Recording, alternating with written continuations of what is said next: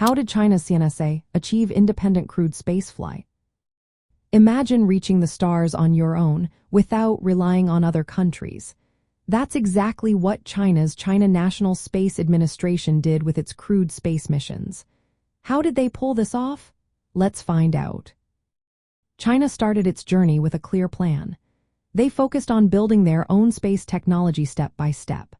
First, they launched uncrewed test flights of the Shenzhou spacecraft between 1999 and 2002. These tests checked all the critical systems needed for humans to survive and operate in space. They tested life support systems, spacecraft control, re-entry, and landing procedures. The first big milestone was Shenzhou 2 in 2001. It was an uncrewed mission that spent 7 days orbiting Earth and safely returned. Then came Shenzhou 3 and Shenzhou 4, which further tested the spacecraft's capabilities.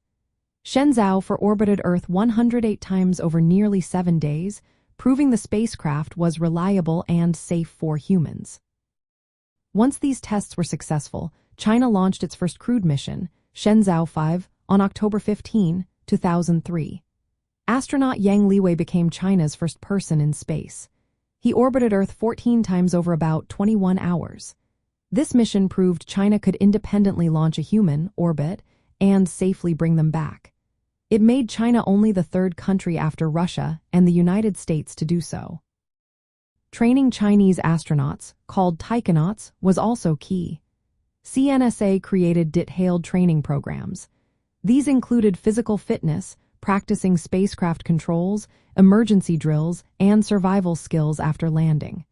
This training prepared the taikonauts for all kinds of situations in space. After that, China kept improving.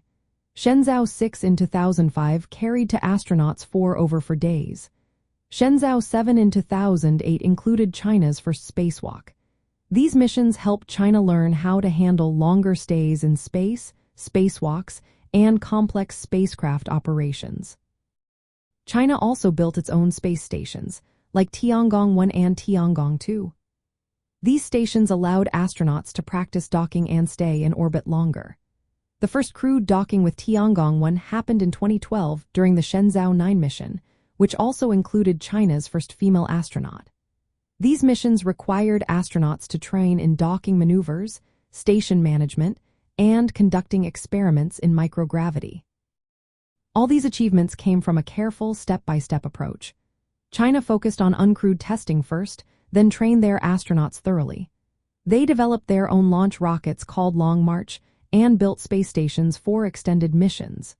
This steady progress made China's independent crewed spaceflight possible. It shows how a dedicated space agency like CNSA can reach space on its own, through careful planning, testing, and training.